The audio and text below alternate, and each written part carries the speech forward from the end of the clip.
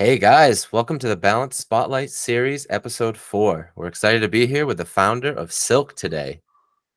Can you share with us a little bit more about yourself and the team behind Silk, Beef? Yeah, surely. So I go by Beef. Real name's Tom. Been in software for a long time. I actually started while I was in law school. We worked on some sneaker bots and own a big sneaker botting Discord. But yeah, got into trading NFTs about a year and a half ago.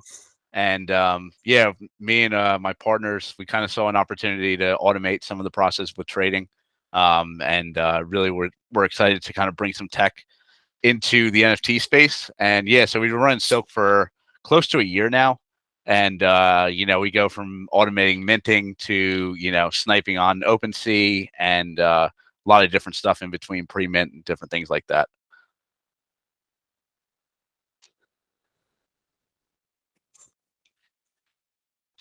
Apologies, my thing was muted for some reason. Dude, that's awesome. And I mean, I was part of, or I guess still I'm part of your beta. So I mean, I've witnessed what your technology does firsthand, and I think it's absolutely incredible. It's definitely state of the art and top notch here in the space. Yeah, we appreciate it. It takes a long time to build, and some things are simple, some things are more difficult. Like straight up minting isn't that difficult, but getting around captchas and getting around anti-bots has gotten more difficult as times went on. And luckily, like I said, we all come from sneakers, so we're used to dealing with Akamai and a lot of different. These are billion-dollar companies that we're fighting for years before this. So some of our background definitely helps. So right now we're, like you said, we had a launch and things didn't go up to kind of our standards, so we refunded everyone and went back to the drawing board and went back to beta. And hopefully we're going to get out of that shortly now, with the market picking up and things like that and getting the product kind of where we want it to be. So that's where we're at right now, at least. Yeah, absolutely. I mean, that's what I heard from a couple of different alpha groups that lately, I guess, I haven't looked too much myself, but NFT sales have been up quite a bit. And I mean, that could, of course, correlate with ETH going down a little. But that's why I see a bunch of alpha groups calling out these bots and different tools and stuff like that, all regarding NFT sales and whatnot, the market. So, I mean, is there any information you can give us, like where you are roadmap wise with releasing, I guess I'd say the finished product? We kind of, as the market's changed, we've been trying to really adapt and try to follow the trends and stuff like that. So, a year ago, it was just straight up minting, and it was just gas wars, which were great.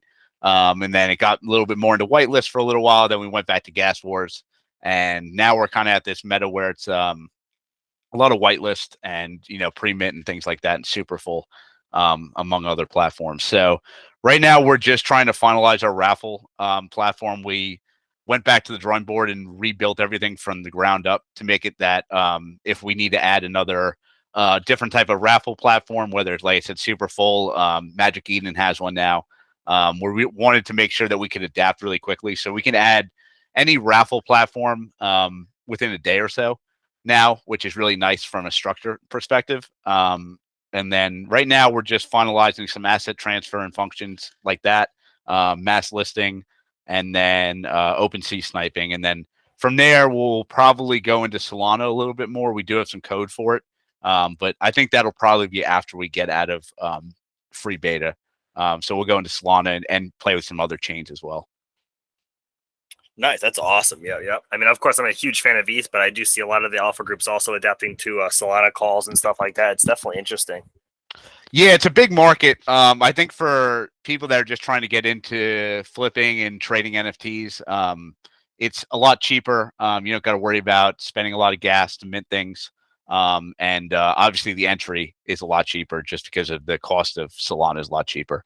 It's a little bit of a messier chain. Ethereum's a lot more structured, I guess is a good way to put it. And it's just it's ironic because even with proof of stake and stuff like that, the chains are just like vastly different between Solidity and the different code base. I think Solana uses like Rust or something. I forget what they use. So it takes a little time. We like to code kind of in structure, and we'll move on to Solana and then work on that, and then can come back to ETH when we need to. So we like to jump back and forth. Oh yeah, awesome.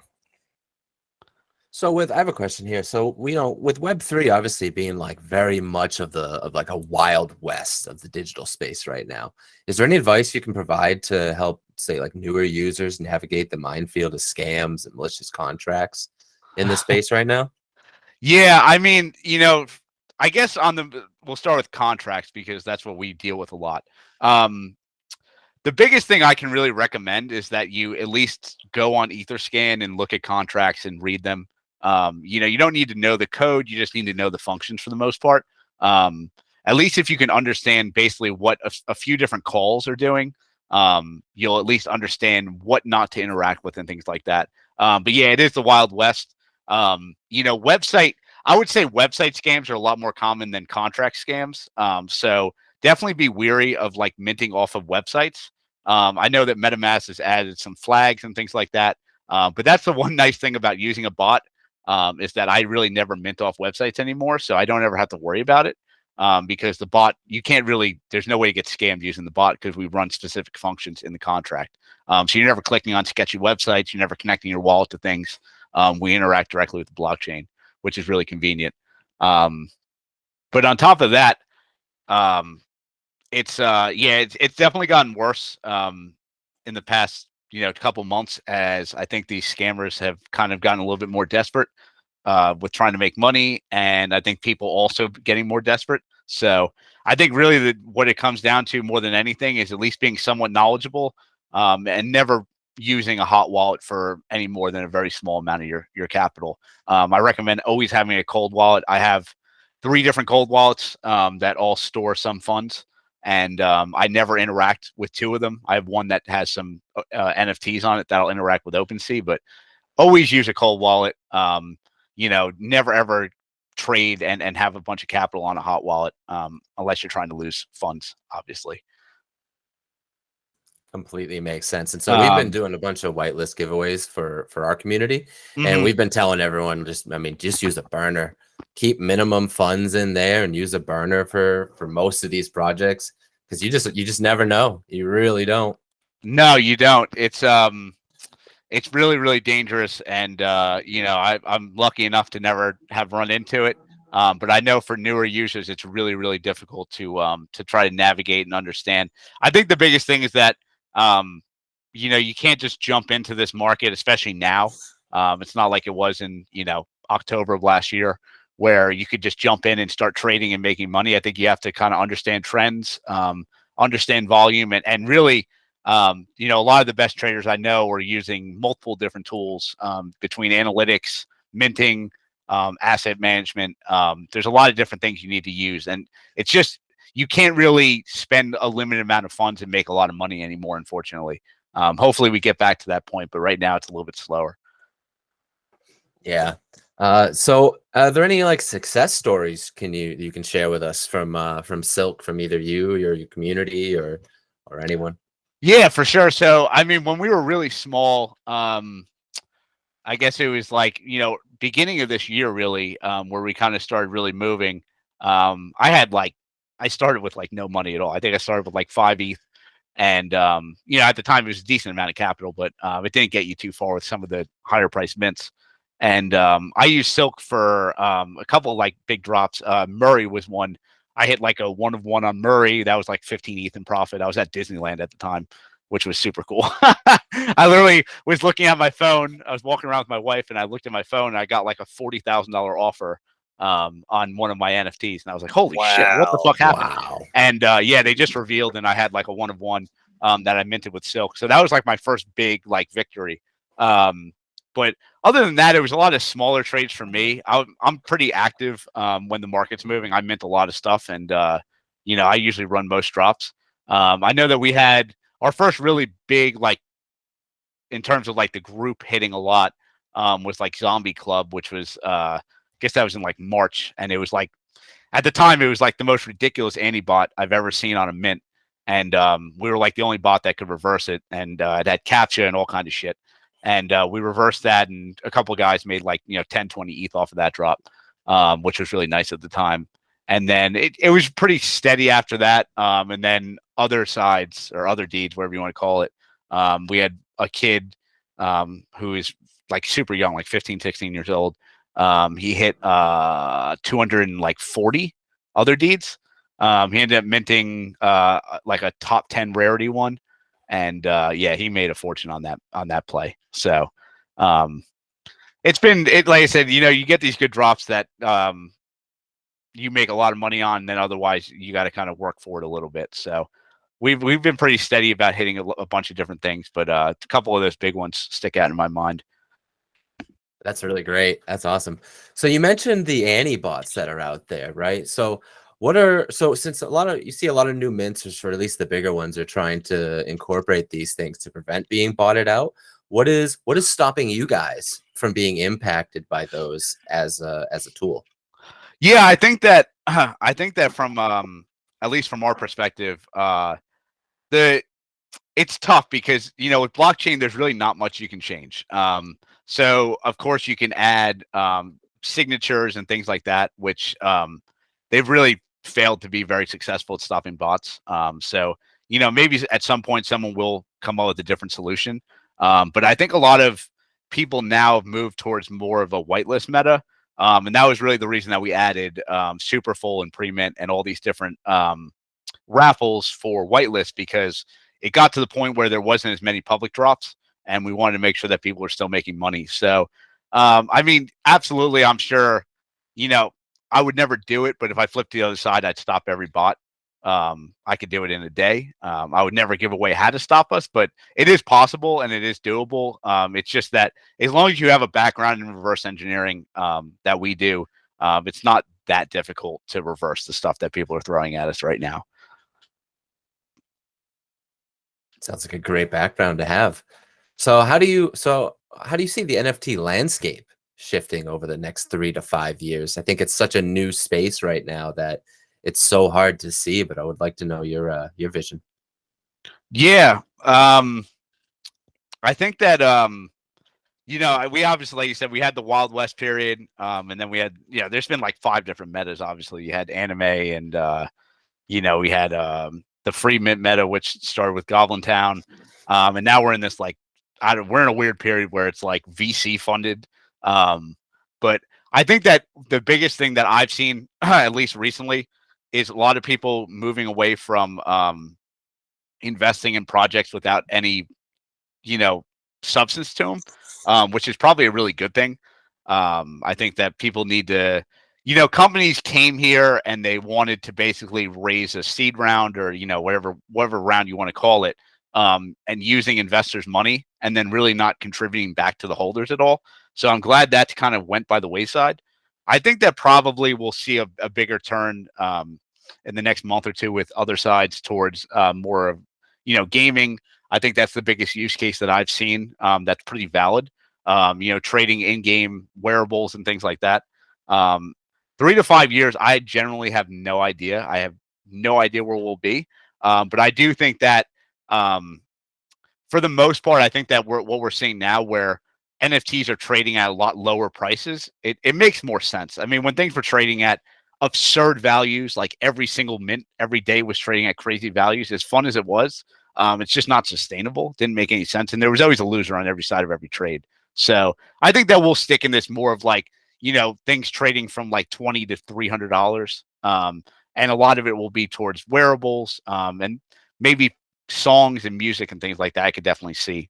But I think that that's kind of where we're moving, is away from just the Wild West of people just getting, gigantic seed rounds from investors. Yeah, I also thought gaming was going to be the way, but I think that was a little earlier on that prediction, where last year a lot of games started to come out during the, obviously the heavy bull run that we saw, that have now kind of floundered out. But I think the teams that'll keep building there and don't get discouraged, they'll be the ones that'll really start breaking through soon. I think it's really exciting to see where we're going. Yeah, I think that like you said, I think the problem is that these early games were all a lot of them were like, on chain, which unfortunately you can't really build a fun game on chain. It's impossible. So I think that people in this space need to realize that people want to play games that are entertaining. And I think that the entire gaming industry as a core has failed to really realize that. I mean, I can't tell you how many. I'm older, obviously, but I still play games from like 2005. So, like, I think those are the best games that were ever made. Early 2000s games on PS2 and stuff like that. And I think that most of the games nowadays really fail to reach. They're too focused on graphics. They're too focused on all these other things rather than just core gameplay and making it fun. Oh yeah, I can agree with you there. I mean, I'd go back even further. N64 GoldenEye was probably one of my favorite games ever made. Yeah, I no, loved it. that whole period. Like I said, I was just cleaning out. I have a whole console collection, and I was just looking at all of them, and yeah, those games were all great. So I think that's the biggest thing is that, and the other thing is I think we need more actual like AAA game platforms to come into the space as opposed to people trying to build out their own AAA game themselves. It's just like if you've never built a game before, I don't think you're going to be capable of making a good game for the most part. I mean, obviously people do it, but it's kind of rare. Like you need people that understand gameplay to come into the space and then create wearables and things like that within the game. Unfortunately, like Sandbox and all those other like walk around, like they're just not even fun. Like I was on Sandbox one time. It's just like the worst game ever. Like I don't know why you'd ever play it. Yeah, it's a walking simulator, but Yeah. crypto based. Yep. I unfortunately I just think that the space as it stands right now has been a good way for a lot of people to come in and extract money as much as they possibly could with no substance or even capability to build a real product. So it'll be interesting to see where it goes. I think that we're going to see a lot more of big teams coming into the space and then having a product or having at least some MVP as opposed to just taking money up front and then giving you something 3 years down the line. Absolutely. So dual-headed question here on that note. Are there any NFT games or gaming companies that you have your eye on that are currently in the space? And do you foresee any Web2 companies entering into the space?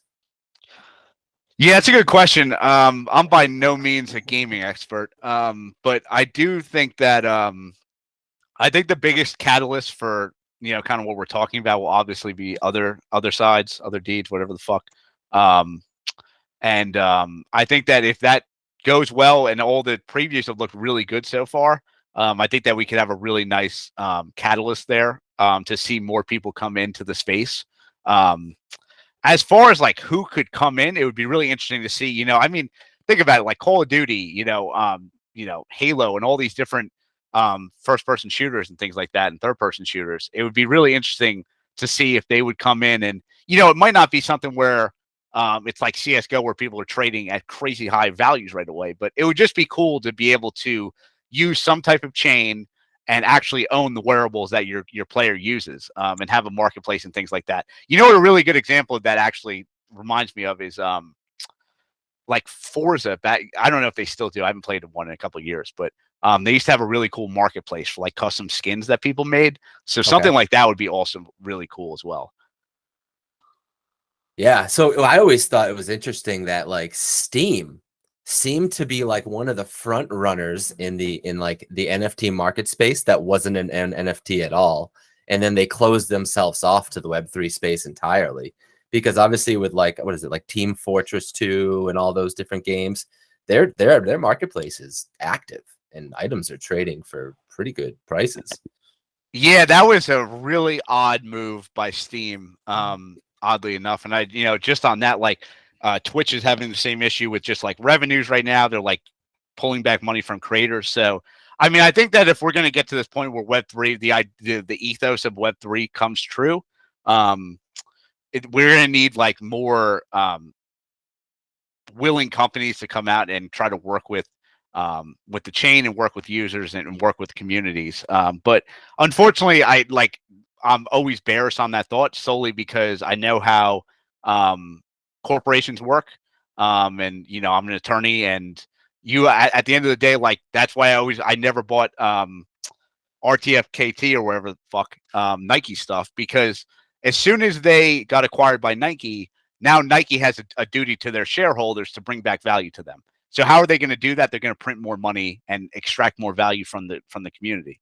And I'm not saying that they're not going to deliver any value. It's just that at the end of the day, they have to deliver value back to shareholders before they deliver value back to the community. So that's the one thing you have to watch out for with corporations, is that even if they are good people, they have a fiduciary duty to kind of protect their shareholders. So, corporations are, I'm not a big fan of corporations. I understand that completely. So let's switch it up a little here. Are there any new features that you can share with us that have been like overwhelmingly requested by the community, or any new services that Silk itself is working on? Cool. Yeah. So, working on an analytics dashboard, specifically more for like bot usage, bot spending, flipping, and trading, just to try to track your spend a little bit more accurately. Because sometimes you kind of get lost in the sauce with, I have like 50 burner wallets and it's hard to track what I'm spending, what I'm making, and things like that. So I think that was one of the big features that a lot of people requested, that we want to work on. We just added a liquidity sniper. For people that don't know what that is, it's for buying coins, usually shit coins, on Uniswap, Pancake, some of the different dexes, and just allows you to kind of, in that first couple blocks, when a coin launches, actually take some of that liquidity and not pay, that when coins go up 2,000% in 1 minute. So that's usually bots doing that. So we just added that for users. Other than that, I think the biggest thing that we've been working on is really just making things simpler. So for example, on pre-mint now, if you're entering a pre-mint, you don't have to enter any of the different actions that you have to do. The bot scrapes them dynamically and then enters for you. So you just put in the URL and then you click start, and it'll enter all of your accounts in there. So a lot of cool stuff with that. We've just been trying to simplify and make it easier for people to run, so that you don't have to spend hours doing all this and setting up. You could enter a pre-mint now in like literally 1 minute. Wow, that's super impressive. Oh yeah, that's awesome. Yeah, that was one of our things that it was nice to go back and relax and kind of build everything out how we envision it to be, because we know that people are busy, they got jobs. We don't want you to not be able to use the tool because you're busy. We want to make it so that you can just plug something in, click start, and then hopefully make some money down the road. So pre-mint's been, easily my favorite feature, simply because you don't got to worry about gas wars. You don't got to worry about anything like that. You just plug in, enter, hopefully you win.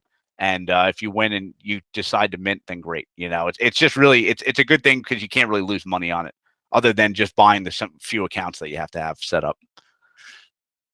Awesome. So let's ask one more harder question here. Why choose Silk over some of your competitors? Yeah, that's a great question. So I mean, from our perspective, it's just our background is really strong. We kind of build things to scale. I've owned a couple $1 million companies, and it's more of a passion thing for us. So we do it, because we love to do it. And other than that, it's pretty feature packed, and we really try to build it for a new user. We have calls, and we're adding a bunch more calendar stuff so that you don't have to constantly be looking through the space for different releases. We're making it so that we're going to have a ton of different calls from a bunch of different providers, and you can really just have your all-in-one trading experience in Silk, and all the tools to do it. Whether it's a public drop, whether it's a pre-mint or a super full raffle, or whether you're sniping coins or trading on Uniswap. We have a lot of different features for people to kind of trade with and make money with. So I think it really it benefits any user. People trade differently. Some people want to snipe off OpenSea, which we have a feature coming for that. Some people trade on X2Y2. We really try to cover all the different areas that you can in regards to NFT trading. And like I said, and also some coin operations as well. You got me sold on Silk. That's for sure. Oh yeah, I personally, like I said, I love it. Let's see. Can we do you want to go more into depth about the partnership that we're creating amongst Balance and Silk? Yeah, definitely. Yeah, so obviously we've been working with Rain, and kind of watching their project grow, and it's a really cool project. And I think that we see a lot of synergy, just working with, getting to know different people, getting our product and getting your product in front of our people. So I think from my perspective, kind of giving you your team and your users an entry into the automation side of things is really important, because it's just one of those things where like, I think a lot of people don't realize kind of like what you're competing against in the space. And you're like, why did that public sale sell out in 2 seconds? Like, well, if you don't realize what's going on and what we're doing, it's hard to kind of get into that space. And it's also hard to find products that do it. So I'm really excited to kind of get you guys, like I said, we're going to work on that discount. So you guys will always have access to Silk at a discounted price. And then also, like I said, we were working on a full beta release. So you guys, your whole user base can actually test the product and play with it, and hopefully make some money before we even go into public. So, and then on your side, what is it? 25% discount, I think, was what we discussed. Sir. Yeah. Yep. So we're going to have a 25% discount on our end. I know we've made a couple announcements in regards to that, but we got to really expand on that on our end. So that's on me. I've just been so busy with our product that you know how things go. Oh, no worries. Yeah, man, absolutely. I think it sounds amazing. Like you said, the synergy is there. I really look forward to the future. Yeah, no, I know you've been working on this for a long time because we've been discussing it for at least a month. And it's just this space is tough right now. So I think finding good people and working with them and trying to really kind of build out what we see as Web3 is really important. I think that with anything, if you have good intentions, good things will come. So I'm really excited to be working with you guys and your team. And I love what you're doing. I mean, the whole podcast and talking to different people, and it's just nice to go out and meet people because, like I said, good things happen when you talk to different people. Yeah, absolutely. Yep, it's just that networking is it's so key. Networking is literally everything in this world. Oh yeah. That's great. So we're gonna start wrapping up now. Is there any final words or any shill that you want to put out for Silk? Any dates or anything on your end? No, well, first of all, I really appreciate having me on. I'd love to kind of talk about other people's products, kind of talk about the space and kind of see where we're going. I'm really excited. I felt this last week, I was like the first time I swept some NFTs in like a really long time. And naturally it went down like 80% since then. But with heads and things like that, and there's some really good drops going on. I think that for the people out there that haven't been trading, I recommend at least putting an eye back on the space because there are some new things happening. There is some money getting thrown around, and I think that we've even seen a little bit of movement in the blue chips. So I think that we are due for a nice little run here sometime soon. Hopefully it's sooner than later, but you know how it is. We're up for a month and then we're down for 3. It's just how the space moves for whatever reason. But other than that, no, like I said, thanks again. And I think for us, we're probably looking at launching in 2-3 weeks, give or take. If you want to find out more, you can always come in our Discord and DM me or whatever. I'm always open to talk and kind of give you some information about it. I'm not going to shill it. Like I said, you got to want to do it and be invested in the space. But we'll hopefully get you there. If you're interested, we can definitely teach you how to trade and things like that and use the product. Amazing. Perfect. Absolutely. All right. Beef, it was great having you. And you guys hear that? Follow their socials, join their Discord. And that'll be a wrap for us. Awesome. Thanks, guys. Thanks for having me. Thank you so much, man. We really appreciate it. Yeah, thank you.